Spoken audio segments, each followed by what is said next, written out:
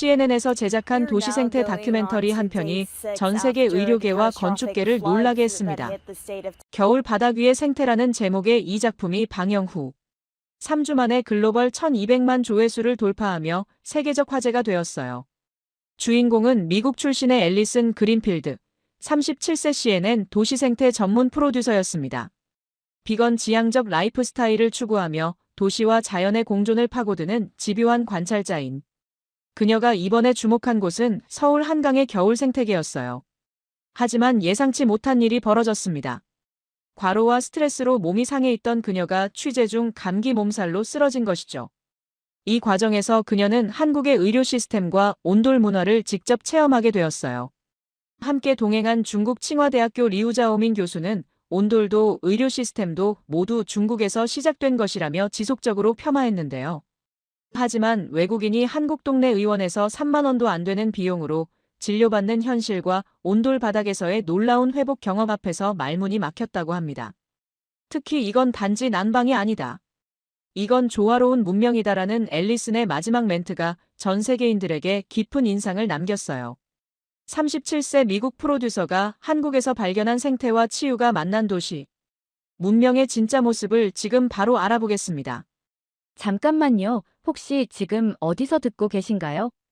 구독과 좋아요 미리 눌러주시면 26년에도 건강하고 행복한 기운 듬뿍 받으실 거예요.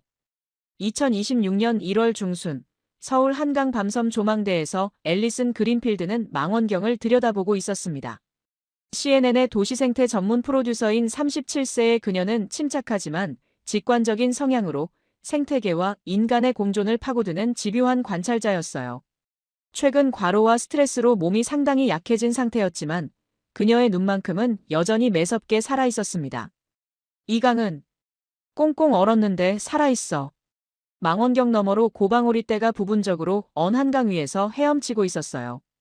강 한가운데 섬처럼 자리한 갈대숲에서는 검은 머리 쑥새들이 분주하게 움직이고 있었습니다. 정말 신기해요. 뉴욕의 센트럴파크에서는 겨울에 이런 활동적인 생태계를 보기 어려운데 곁에서 함께 촬영 중인 정수진 과장이 말없이 그녀에게 핫팩을 건넸어요.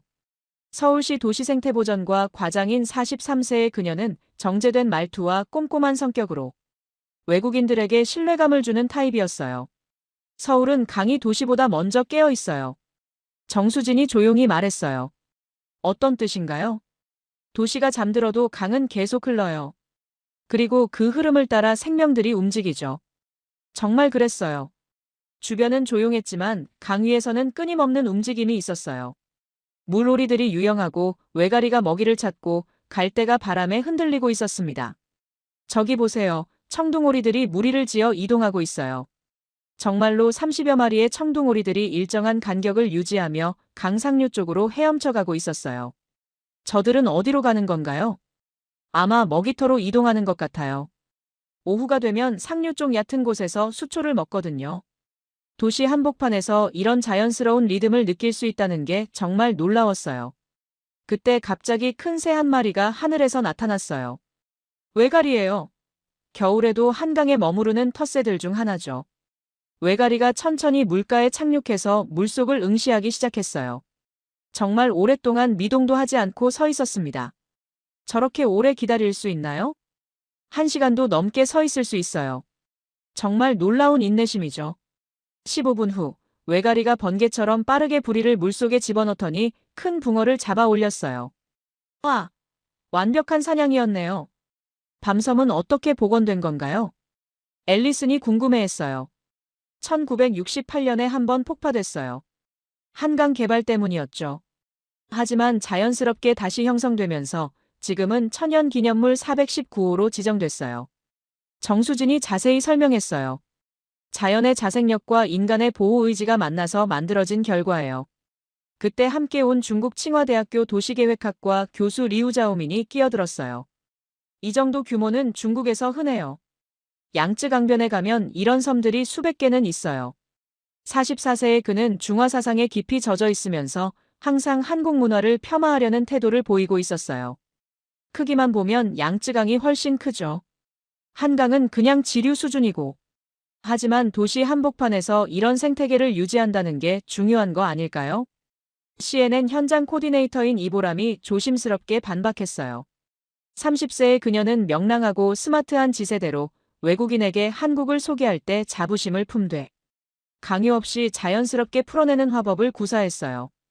규모보다는 지속 가능성이 더 중요하다고 생각해요. 앨리슨이 동의하며 말했어요. 오후에는 서울 마포구의 난지습지 생태원을 방문했어요. 한강변에 조성된 인공습지였지만 이제는 완전히 자연화된 공간이었습니다. 여기는 쓰레기 매립지였던 곳이에요. 20년에 걸쳐서 생태공원으로 복원한 거죠. 쓰레기 매립지가 이렇게 변할 수 있다니. 앨리슨이 놀라워했어요. 습지 곳곳에서는 다양한 겨울 철새들을 관찰할 수 있었어요. 청둥오리, 댕기 흰죽지, 흰뺨 검둥오리까지 정말 다양한 종들이 서식하고 있었습니다. 저기 보세요. 이보람이 흥분하며 가리켰어요. 하늘에서 큰 맹금류 한 마리가 나타났어요. 흰 꼬리술이었습니다. 정말 흰 꼬리술이네요. 정수진도 놀라워했어요. 도시 한복판에서 이런 대형 맹금류를 보는 건 정말 드문 일이에요. 흰 꼬리수리는 날개를 활짝 펼치고 습지 상공을 선회했어요. 날개 길이가 2m는 좋게 넘어 보였습니다. 저 새가 여기에 사는 건가요? 겨울철에만 찾아와요. 시베리아에서 월동하러 내려온 거죠. 약 3,000km 정도를 날아와요. 그 순간 흰 꼬리수리가 물 위로 급강하했어요. 그리고는 큰 물고기를 낚아채고 다시 하늘로 올라갔습니다. 완벽한 사냥이었네요. 습지 탐방로를 걸으며 더 많은 생물들을 관찰할 수 있었어요. 갈대밭 사이로 맹꽁이의 겨울잠 흔적도 보였고 나무 구멍에는 다람쥐가 저장해둔 도토리들도 발견할 수 있었어요. 그때 갑자기 작은 포유류가 물가로 나타났어요. 저건 수달이에요.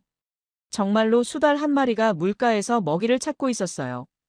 도시 한복판에서 수달을 본다는 게 정말 믿기지 않았습니다. 한강에 수달이 살고 있다고요?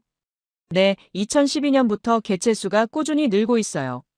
지금은 한강 전체에서 약 100마리 정도가 서식하고 있어요.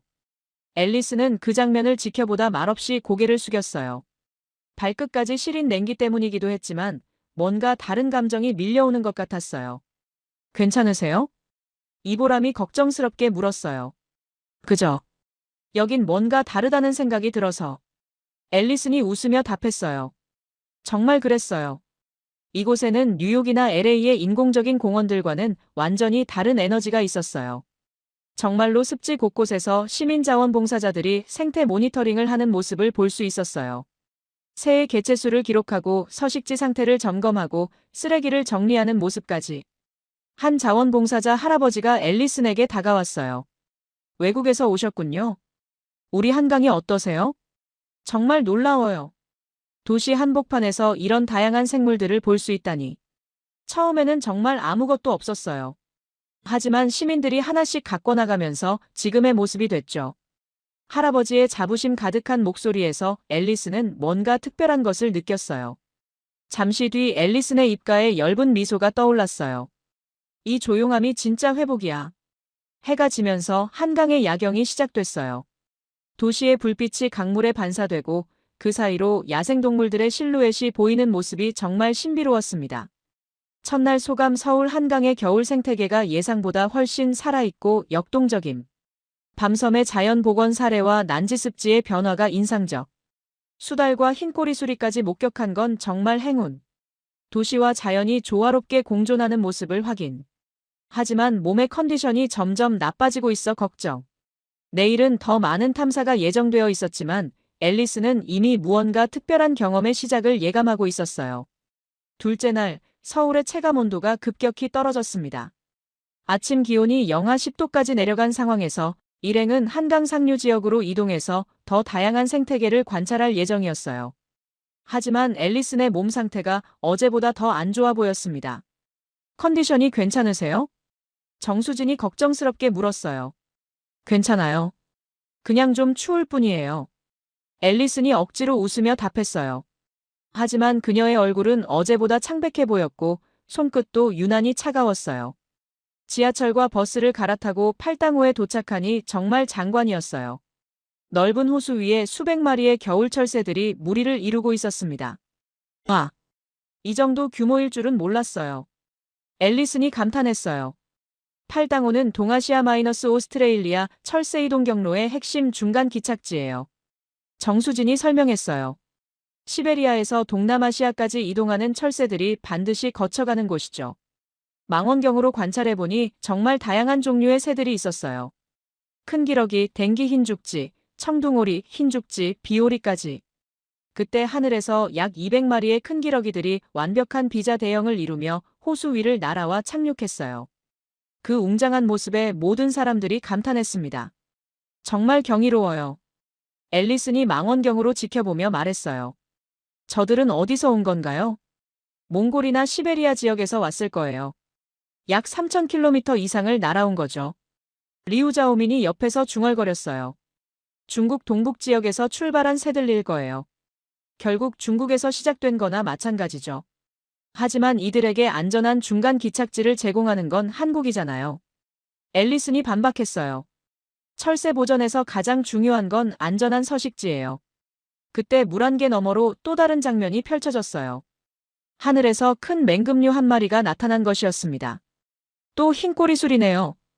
이보람이 흥분했어요. 어제 본 것과는 다른 개체인 것 같았어요. 좀 더 크고 날개 끝 깃털의 무늬가 달랐거든요. 이 지역에는 몇 마리나 서식하나요? 겨울철에 보통 5-10마리 정도가 한강 유역 전체에 분산되어 있어요. 흰꼬리 수리가 호수 위를 몇 바퀴 선회하더니 갑자기 급강하했어요. 그리고는 큰 물고기를 잡아 올려서 근처 나무로 날아갔습니다. 완벽한 사냥이었네요. 호수 주변을 걸으며 더 많은 관찰을 이어갔어요. 갈대밭에서는 검은머리 쑥새 무리가 씨앗을 찾아 분주하게 움직이고 있었고 물가에서는 외가리들이 줄지어 서서 낚시를 하고 있었어요. 하지만 점점 앨리슨의 걸음걸이가 느려지고 있었어요. 추위 때문에 몸이 경직되어 가는 것 같았습니다.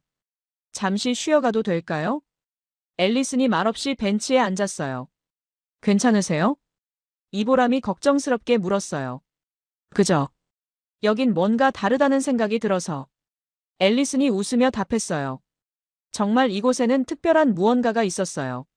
차가운 겨울 공기 속에서도 생명력이 꿈틀거리는 느낌이었어요. 오후에는 북한 강변의 생태 탐방로를 걸었어요.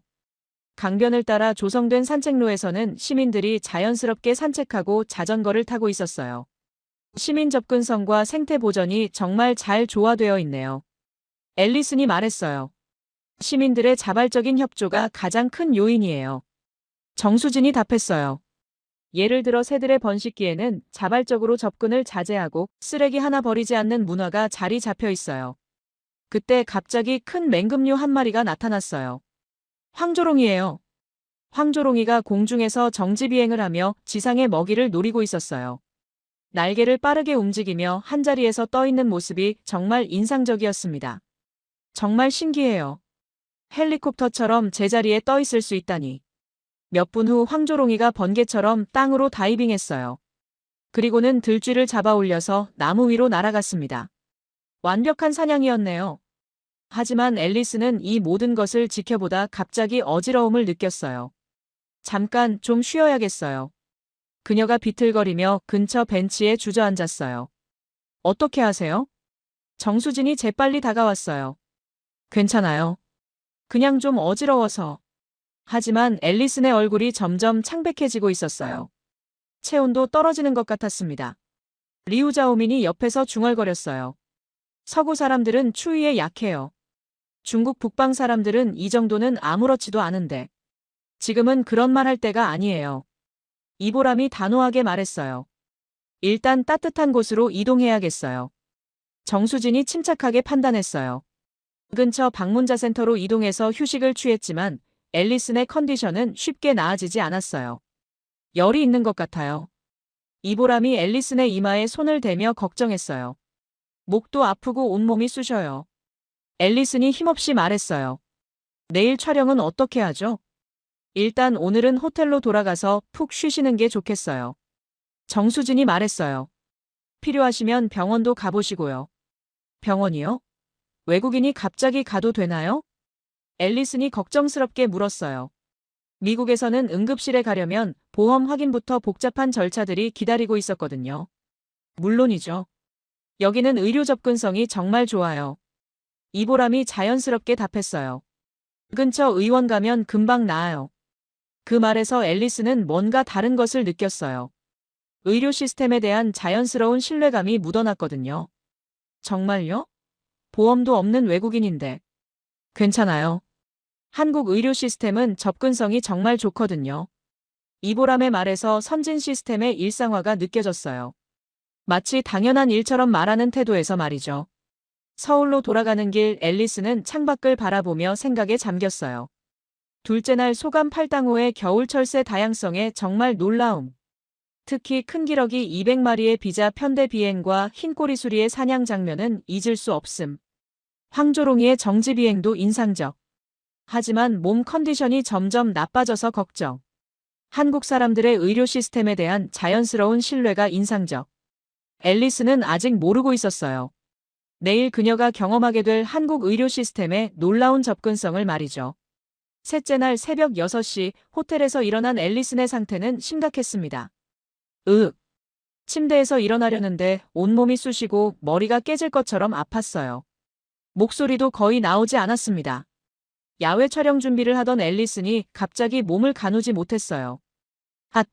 앨리슨이 비틀거리며 벽에 기댔어요. 얼굴은 창백하고 입술이 떨렸습니다. 체온도 상당히 높아진 것 같았어요. 괜찮으세요? 이보람이 급하게 다가왔어요. 어지러워요. 그리고 너무 춥고, 목도 아프고. 앨리슨의 목소리가 떨리고 있었어요. 분명히 감기가 심해진 것 같았습니다. 열이 많이 나는 것 같아요. 이보람이 앨리슨의 이마에 손을 대보니 정말 뜨거웠어요. 병원 가야겠어요. 정수진이 주저없이 말했어요. 지금 당장요? 앨리슨이 걱정스럽게 물었어요. 미국에서라면 이런 상황에 응급실에 가야 하는데 응급실 비용은 보험이 없다면 수천 달러가 될 수 있었거든요. 네, 가까운 동네 의원으로 가면 돼요. 정수진의 말이 너무나 자연스러웠어요. 동네 의원이요? 외국인도 갈 수 있나요? 물론이죠. 여기서 5분 거리에 정말 좋은 내과 의원이 있어요. 예약은 필요 없나요? 아니요, 그냥 가면 돼요. 접수하고 조금 기다리면 진료받을 수 있어요. 앨리스는 이해할 수 없었어요. 미국에서는 가정이라도 미리 예약하지 않으면 몇 주를 기다려야 하는 경우가 많았거든요. 리우자오민이 옆에서 중얼거렸어요. 중국도 마찬가지예요. 동네 클리닉 정도는 어디에나 있죠. 하지만 그의 말과 달리 실제 상황은 완전히 달랐어요. 정수진이 안내한 의원은 정말 동네 한복판에 있는 작은 클리닉이었어요. 간판도 소박하고 건물도 크지 않았지만 내부는 깨끗하고 체계적으로 정리되어 있었습니다. 와, 정말 깔끔하네요.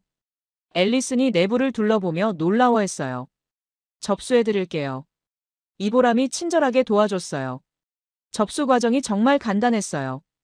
외국인 등록증만 제시하면 되었고 특별한 서류나 복잡한 절차는 전혀 없었습니다.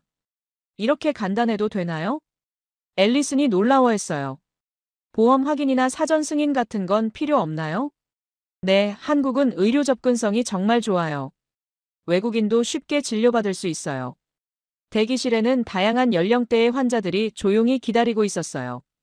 아이를 데리고 온 엄마, 감기에 걸린 직장인, 정기검진을 받으러 온 노인분까지.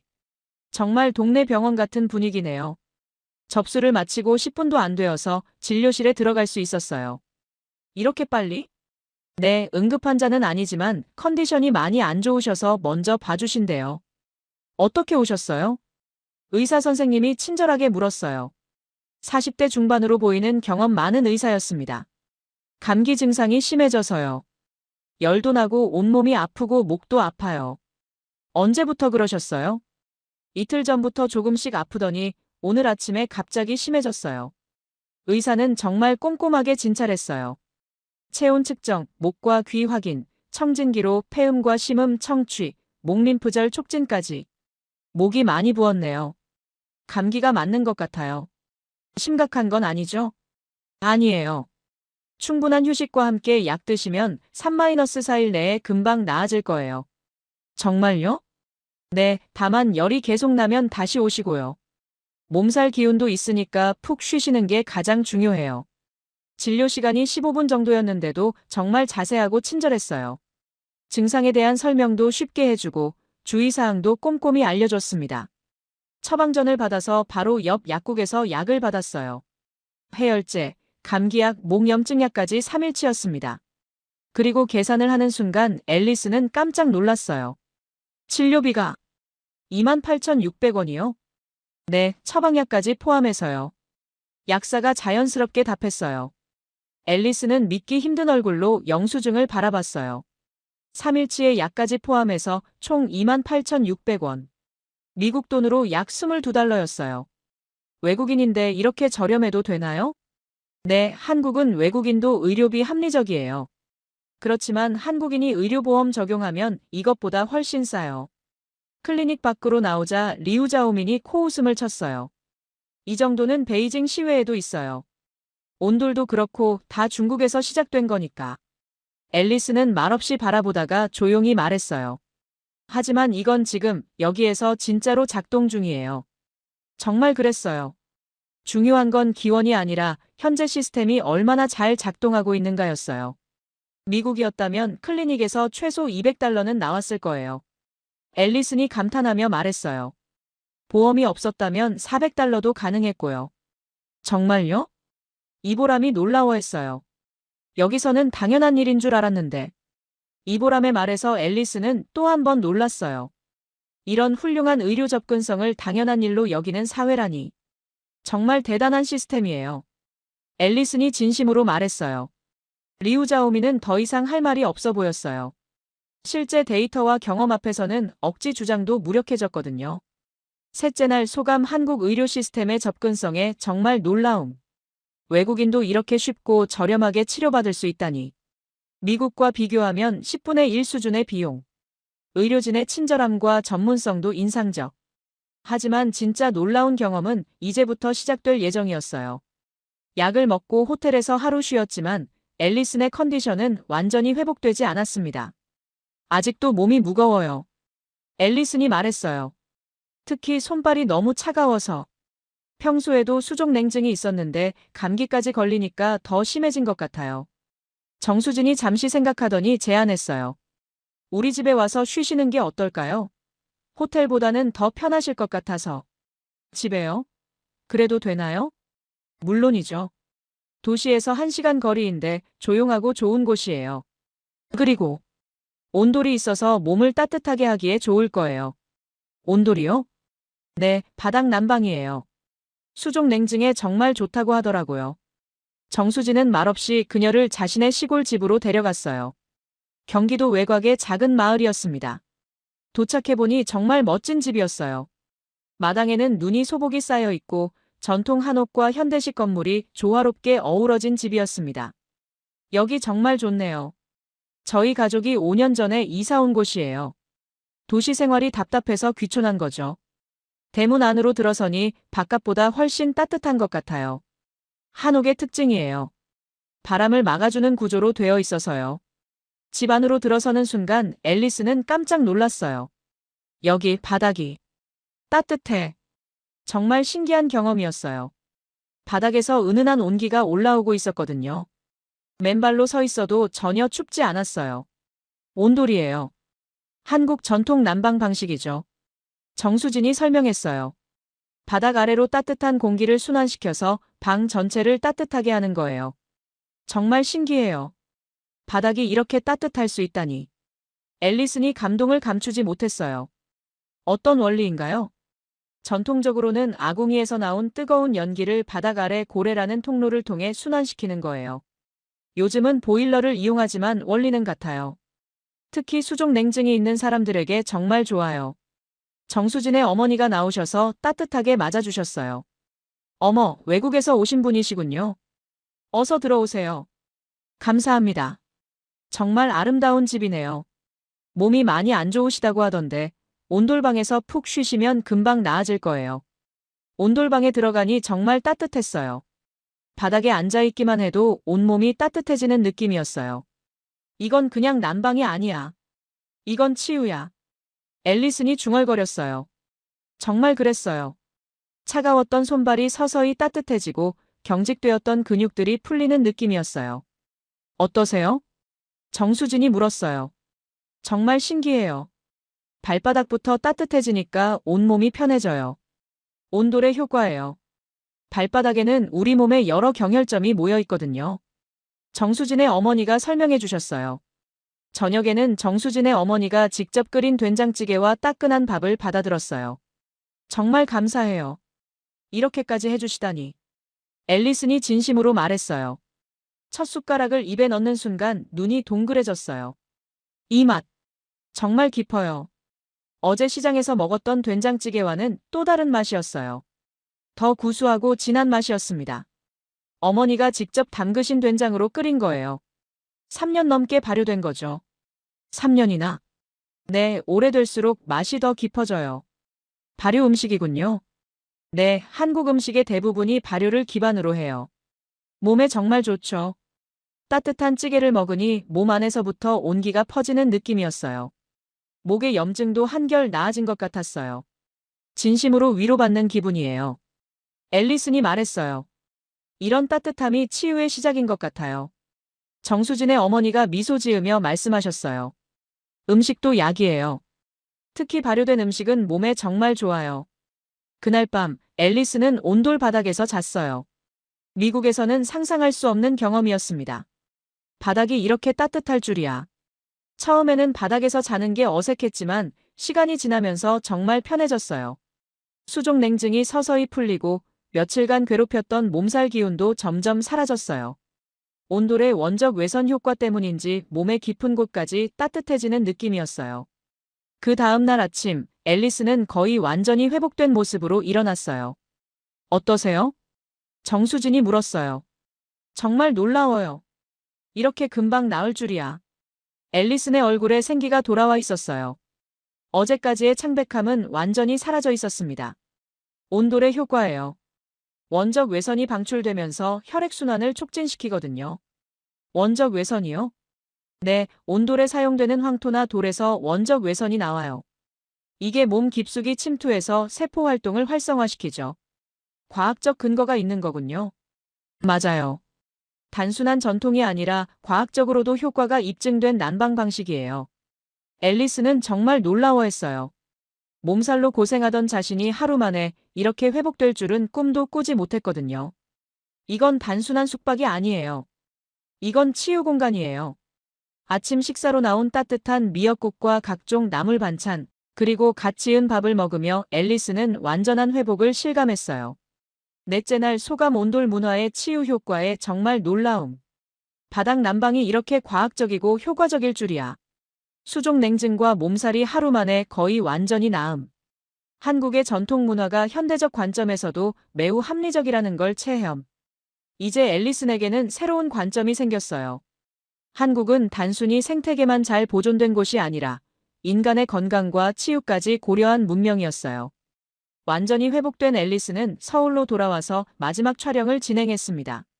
이번에는 한강 생태계뿐만 아니라 지난 며칠간 경험한 한국의 의료 시스템과 온돌, 문화까지 포함한 종합적인 관점에서 접근하기로 했어요. 정말 많은 걸 배웠어요. 앨리슨이 카메라 앞에서 말했어요. 처음에는 단순히 한강의 겨울 생태계를 다루려고 했는데 결국 한국 사회 전체의 치유 시스템을 경험하게 됐네요. 치유 시스템이라고요? 이보람이 궁금해했어요. 네, 생태계 복원, 의료 접근성, 그리고 온돌 문화까지. 모든 것이 연결되어 있어요. 정말 그랬어요.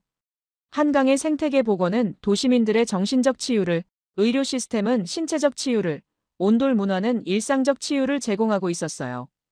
이런 종합적인 관점에서 접근한 도시를 본 적이 없어요. 앨리슨이 감탄하며 말했어요. 마지막 촬영을 위해 다시 한강 밤섬으로 갔어요. 일주일 전 처음 왔을 때와는 완전히 다른 마음으로 바라보게 됐어요. 여기서 모든 게 시작됐네요. 앨리슨이 조망대에서 말했어요. 그때는 단순히 생태 관찰이었는데 지금은 완전히 다른 의미로 다가와요. 망원경으로 다시 한강을 바라보니 새로운 것들이 보였어요. 고방오리들의 평화로운 유형, 갈대밭 사이로 움직이는 검은 머리 쑥새들, 그리고 물 위를 선회하는 외가리까지. 생태계가 이렇게 안정적으로 유지되는 것도 결국 시민들의 치유 욕구와 연결되어 있는 것 같아요. 어떤 의미인가요? 사람들이 자연을 통해 치유받고 싶어 하니까 자연을 보호하려는 의지도 생기는 거죠. 그리고 그 결과가 이런 아름다운 생태계를 만들어낸 거고요. CNN 다큐멘터리 편집실에서 앨리스는 마지막 장면을 편집하고 있었어요. 한강의 겨울철 새들, 동네 의원에서의 진료, 온돌 바닥에서의 회복, 그리고 따뜻한 된장찌개까지. 이 모든 게 하나의 스토리네요. 편집하면서 앨리스는 깨달았어요. 이것들이 모두 따로 떨어진 것이 아니라 하나의 큰 시스템의 일부라는 것을 말이죠. 특별히 인상적이었던 건 온돌에서의 회복 과정이었어요. 그 따뜻함이 단순한 물리적 온도가 아니라 문화적, 정신적 온기까지 포함하고 있다는 것을 느꼈거든요. 마지막 장면에 자막을 넣었어요. 이건 단지 난방이 아니다.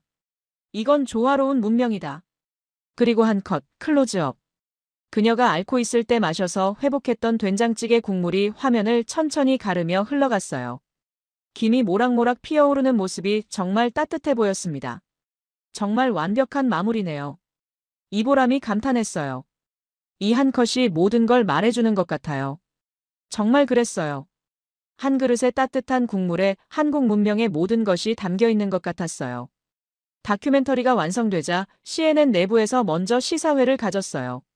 정말 훌륭한 작품이에요. 프로듀서들이 찬사를 보냈어요. 생태계, 의료, 문화가 이렇게 자연스럽게 연결될 수 있다니. 특히 온돌 장면이 정말 인상적이었어요. 전통 문화가 이렇게 과학적일 줄이야. 의료 접근성 부분도 놀라웠어요. 외국인이 3만 원에 치료받는다니. 여러 사람들이 각각 다른 부분에 감동받고 있었어요. 리우자오미는 구석에서 아무 말도 하지 못했어요. 실제 데이터와 경험 앞에서는 억지 주장도 무력했거든요. 된장도 중국에서 온 건데. 그가 중얼거리자 앨리슨이 받아쳤어요. 그래요. 하지만 지금 이걸 완성시킨 건 한국이에요. 일주일 후 다큐멘터리가 CNN에서 방영됐어요. 제목은 겨울 바닥 위의 생태 서울의 치유 시스템이었습니다. 방송 전부터 화제가 됐어요. 생태와 의료와 전통 문화를 하나로 연결한 독특한 관점 때문이었어요. 방영 직후부터 반응이 폭발적이었어요. 이런 도시가 정말 존재하는구나. 한국 의료 시스템 정말 놀랍다. 온돌 문화 너무 신기해요. 특히 된장찌개 한 컷과 온돌 아래 누운 장면이 SNS에서 밈으로 돌기 시작했어요. 한국 가서 온돌 체험하고 싶다. 된장찌개 어디서 먹을 수 있나요? 5째 날 소감 다큐 완성 후 정말 뿌듯함. 단순한 생태 다큐가 아니라 도시 문명 전체를 다룬 작품이 됨. 특히 치유라는 관점에서 한국 사회를 바라본 시각이 새로웠음. 앨리슨의 다큐멘터리는 이제 전 세계인들에게 한국의 새로운 면을 보여줄 준비가 되었어요. CNN 다큐멘터리 겨울 바닥 위의 생태. 서울의 치유 시스템이 방영된 후 일주일 뉴욕 본사에서 특별 시사회가 열렸습니다. 전 세계에서 온 CNN 프로듀서들과 각국 지부장들, 그리고 외부 전문가들까지 참석한 대규모 행사였어요. 15분짜리 다큐가 시작됐어요. 한강의 겨울 풍경으로 시작해서 앨리슨이 쓰러지고 의료진의 도움을 받고 온돌에서 회복하는 과정이 자연스럽게 이어졌습니다. 특히 온돌 바닥에서 회복하는 장면과 따뜻한 된장찌개를 마시는 장면이 정말 인상적이었어요. 다큐가 끝나자 회의실이 조용해졌다가 갑자기 기립박수가 터져 나왔어요. 정말 놀라운 작품이었어요. 아프리카 지부장이 말했어요. 이런 관점에서 도시를 바라본 건 처음이에요. 생태와 문화, 의료 시스템이 이렇게 자연스럽게 연결될 줄이야. 남미 지부장이 덧붙였어요. 특히 온돌 장면이 정말 인상적이었어요. 아시아 지부장이 말했어요. 바닥 난방이 이렇게 과학적일 줄은 몰랐거든요. 의료 접근성도 놀라웠어요. 중동 지부장이 감탄했어요. 외국인이 3만 원에 치료받는다니. 우리나라에서는 상상할 수 없는 일이에요. 중국인 교수 리우자오미는 구석에서 아무 말도 하지 못하고 있었어요. 처음에는 자신있게 한국 문화를 폄하했지만 실제 데이터와 경험 앞에서는 할 말이 없어졌거든요. 리우 교수님 의견은 어떠세요? 누군가 물어보자 리우자오미는 더듬거렸어요. 그게. 된장도 사실은 중국에서 온 건데. 하지만 현재 시스템의 완성도는 어떻게 평가하세요? 앨리슨이 조용히 물었어요. 그건 시스템이라고 하기에는. 리우자오미는 계속 말을 더듬었어요. 의료 접근성 같은 경우도 마찬가지죠. 이보람이 구체적인 데이터로 반박했어요. 외국인이 28,600원에 감기 치료받을 수 있는 시스템을 중국에서도 찾을 수 있나요? 그건 베이징에서는. 하지만 비용이 구체적으로 얼마나 나오나요? 정확한 숫자는. 하지만 시스템 자체는. 시스템의 접근성과 효율성은 어떤가요? 앨리슨이 계속 압박했어요. 아니면 온돌처럼 과학적으로 검증된 바닥 난방 시스템이 전국적으로 보급된 사례가 있나요? 그건 규모가. 중국은 워낙 크니까. 규모의 문제가 아니라 시스템의 완성도 문제죠. 앨리슨이 단호하게 말했어요. 그래요. 하지만 지금 이걸 만든 건 한국이에요. 정말 그랬어요. 기원이 어디든 상관없이 현재 가장 잘 작동하고 있는 시스템을 만들어낸 것이 중요했어요. 의료 접근성에서는 특히 그래요. 유럽 지부장이 덧붙였어요. 미국에서도 이런 접근성을 찾기 어려운데 한국은 외국인에게도 이런 서비스를 제공하니까요. 그리고 온돌 같은 전통 기술이 현대적으로 발전한 것도 인상적이어요. 건축 전문가가 말했어요. 원적 외선 효과까지 과학적으로 검증된 시스템이라니. 리우자오민의 얼굴이 점점 붉어졌어요. 더 이상 반박할 데이터가 없었거든요. 다큐 퀄리티도 정말 높았어요. 다른 프로듀서가 말했어요. 특히 내레이션을 최소화하고 현장의 소리만으로 감정을 전달한 부분이 정말 인상적이었어요. 된장찌개 한 컷도 정말 효과적이었고요. 그 장면 보고 정말 한국 가고 싶어졌어요. 여러 사람들이 찬사를 이어갔고 리우자오민은 점점 작아졌어요. 회의가 끝난 후 리우자오민이 앨리슨에게 다가왔어요. 내 의견도 좀 더 반영됐으면 좋았을 텐데. 교수님 의견도 충분히 들어갔어요. 앨리슨이 차분하게 답했어요. 하지만 데이터와 맞지 않는 부분들은 편집 과정에서 제외될 수밖에 없었어요. 저널리즘의 기본은 사실에 기반한 보도예요. 이보람이 덧붙였어요. 개인적인 의견보다는 객관적인 사실이 우선이죠. 리우자오미는 더 이상 할 말이 없었어요. 여섯째 날 소감 CNN 내부 반응이 예상보다 훨씬 좋음. 특히 종합적인 관점에서 도시를 바라본 시각이 좋은 평가를 받음. 리우자오민 교수의 억지 주장도 사실 앞에서 무력화됨. 진실은 언제나 가장 강력한 무기였어요. 한국을 떠나기 전날 앨리스는 다시 한강으로 향했습니다. 일주일 전 처음 왔을 때와는 완전히 다른 마음이었어요. 그때는 단순히 겨울 생태계를 관찰하러 온 것이었는데 지금은 이곳이 자신을 치유해준 특별한 장소가 되어 있었거든요. 정말 많은 일이 있었네요. 이보람이 말했어요. 일주일이 정말 길게 느껴져요. 저도 그래요. 앨리슨이 동감했어요. 처음에는 몸살로 쓰러질 줄이야. 그런데 결과적으로는 그 경험이 가장 소중한 기억이 됐어요. 밤섬 조망대에 도착하니 일주일 전과 똑같은 풍경이 펼쳐져 있었어요. 하지만 앨리슨의 눈에는 완전히 다르게 보였습니다. 밤섬 위에는 하얗게 눈이 내려 있었고 검은 머리 쑥새가 갈대밭 사이를 날아올랐어요. 외가리들은 여전히 물가에서 인내심 있게 낚시를 하고 있었어요. 일주일 전에도 봤던 똑같은 풍경이지만 이제는 완전히 다르게 보여요. 어떻게 다르게 보이세요? 정수진이 궁금해했어요. 그때는 단순히 생태계였는데 지금은 치유 공간으로 보여요. 정말 그랬어요. 한강의 생태계가 단순한 자연이 아니라 도시민들을 위한 치유 공간이라는 것을 깨달았거든요. 이 강이 저를 살려냈어요. 앨리슨이 조용히 말했어요. 생태계 관찰을 하러 왔는데 결국 저 자신이 치유받았네요. 망원경으로 다시 한강을 바라보니 새로운 장면들이 보였어요. 고방오리들이 평화롭게 유영하고 갈대밭에서는 작은 새들이 씨앗을 찾아 분주하게 움직이고 있었어요. 그때 갑자기 익숙한 모습이 나타났어요. 저기 흰꼬리술이네요. 이보람이 흥분했어요. 정말로 일주일 전에 처음 봤던 흰꼬리수리가 다시 나타난 것 같았어요. 같은 개체인지는 확실하지 않았지만 같은 구역을 선회하고 있었어요. 마지막 인사를 하러 온 건가요? 앨리슨이 웃으며 말했어요. 흰꼬리수리가 몇 바퀴 선회하더니 점점 높이 올라가서 시야에서 사라졌어요. 정말 작별 인사를 하는 것 같았습니다. 한국을 어떻게 기억하실 건가요? 정수진이 물었어요. 치유의 땅으로 기억할 것 같아요. 앨리슨이 진심으로 답했어요.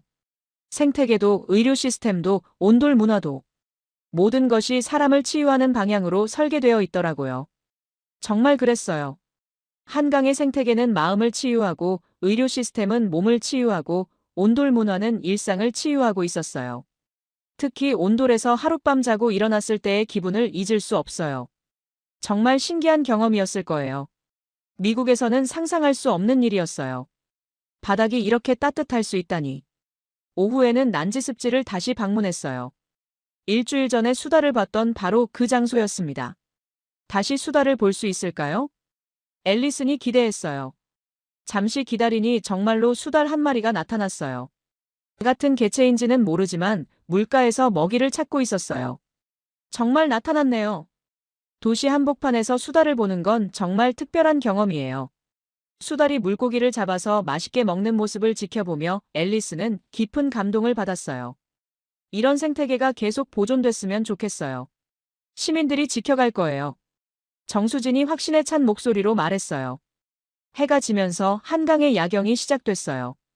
도시의 불빛이 강물에 반사되고 그 사이로 야생동물들의 실루엣이 보이는 모습이 여전히 아름다웠습니다. 이 풍경을 보면서 처음 느꼈던 게 기억나요. 앨리슨이 말했어요. 도시와 자연이 갈등하지 않고 조화를 이루고 있다는 것을 말이에요. 지금도 그렇게 생각하세요? 더욱 확신하게 됐어요. 앨리슨이 단호하게 답했어요. 한국은 정말 특별한 곳이에요. 모든 시스템이 사람 중심으로, 치유 중심으로 설계되어 있어요. 앨리슨은 입술을 깨물었어요. 이 강은 절대 잊히지 않을 거야. 여긴 나를 다시 살아나게 했으니까. 정말 그랬어요. 일주일 전 과로와 스트레스로 지쳐있던 자신이 이렇게 회복될 줄은 꿈도 꾸지 못했거든요. 다시 올 기회가 있을까요? 앨리슨이 아쉬워했어요. 언제든지 오세요. 정수진이 따뜻하게 말했어요. 이곳은 언제나 여기 있을 테니까요. 정말 감사해요. 앨리슨이 진심으로 말했어요. 여러분 덕분에 정말 소중한 경험을 했어요. 마지막으로 한강을 바라보며 앨리슨은 마음속으로 다짐했어요. 이 경험을 전 세계에 알려야겠다. 한국이 얼마나 특별한 곳인지 사람들이 알아야 해. 일곱째 날 소감. 한국을 떠나기 전 마지막으로 본 한강의 야경이 정말 아름다웠음. 일주일간의 경험을 통해 한국에 대한 인식이 완전히 바뀜. 단순한 관광지가 아니라 진정한 치유의 땅이었음. 내일이면 미국으로 돌아가지만 앨리슨의 마음속에는 한국이 영원히 남을 것 같았어요. 뉴욕으로 돌아온 지 한 달 후 앨리슨의 일상은 완전히 바뀌어 있었습니다. 또 찜질방 가세요? 동료가 물었어요. 네, 일주일에 3번은 가고 있어요. 앨리슨이 대답했어요. 정말로 그녀는 회사 근처 한인 찜질방에 단골이 되어 있었어요. 한국에서 경험한 온돌의 효과를 잊을 수 없었거든요. 한국에서 경험한 그 따뜻함을 계속 느끼고 싶어요. 정말 그렇게 좋았나요? 몸살이 하루 만에 나았어요. 그리고 수족 냉증도 거의 완치됐고요. 정말 신기한 경험이었죠. CNN SNS 계정에 올라온 다큐 클립은 3주 만에 1200만 조회수를 기록했어요. 특히 된장찌개 한 컷과 온돌 아래 누운 장면이 밈으로 돌기 시작했습니다. 댓글들도 폭발적으로 늘어났어요. 한국 의료 시스템 정말 대단하다. 온돌 체험해보고 싶어요. 된장찌개 레시피 알려주세요. 한국 여행 계획 세워야겠어요. 특히 의료진들의 반응이 뜨거웠어요. 우리나라 의료 시스템과 비교하면 정말 놀라워요. 미국도 이런 시스템이 있으면 좋겠어요. 한국 의료 접근성에 대해 더 알고 싶어요. 온돌에 대한 관심도 급증했어요. 바닥 난방이 이렇게 과학적일 줄이야. 원적 외선 효과 정말 신기해요. 우리 집에도 온돌 설치하고 싶어요. CNN 본사 부사장이 앨리슨을 불렀어요. 정말 대단한 반응이네요. 예상보다 훨씬 좋은 것 같아요. 이번 다큐로 한국에 대한 인식이 많이 바뀔 것 같아요. 단순한 기술 강국이 아니라 치유 문명으로 보는 시각이 생겼어요. 한 달 후 앨리슨은 강연 무대에 섰어요. 제목은 치유하는 도시 서울에서 배우는 것들이었습니다. 일주일 전 저는 한국에서 감기 몸살로 쓰러졌습니다. 앨리슨이 강연을 시작했어요. 하지만 그 경험을 통해 정말 놀라운 것들을 발견했어요. 청중들이 집중하기 시작했어요. 외국인인 저도 3만 원, 미국 돈으로 22달러에 완벽한 치료를 받을 수 있었어요. 청중들 사이에서 놀라는 소리가 들렸어요. 미국이었다면 최소 200달러는 나왔을 거예요. 그리고 온돌이라는 전통 난방 방식을 경험했는데 하룻밤 만에 수족 냉증이 완전히 나았어요. 이런 시스템들이 우연의 일치일까요? 아니에요. 모든 것이 사람 중심으로, 치유 중심으로 설계된 도시 시스템의 일부였어요. 강연이 끝나고 질문이 쏟아졌어요.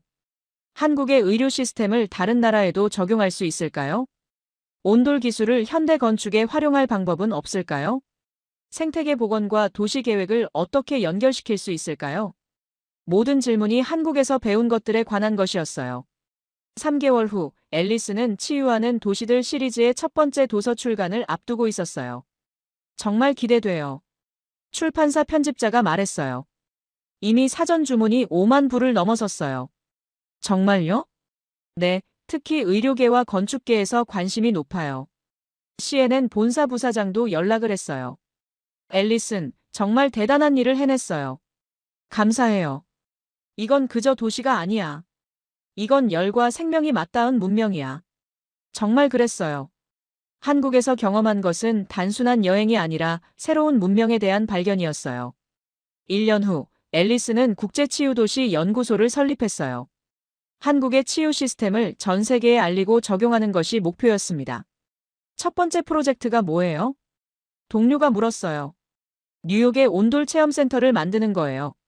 그리고 의료 접근성 개선 방안도 연구하고요. 정말 의미 있는 일이네요. 한국에서 배운 걸 실제로 적용해보고 싶어요. 8째 날 소감 한국에서의 경험이 내 인생을 완전히 바꿔놓음.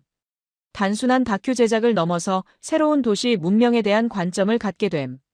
이 경험을 통해 전 세계에 한국의 우수성을 알릴 수 있어서 정말 뿌듯함.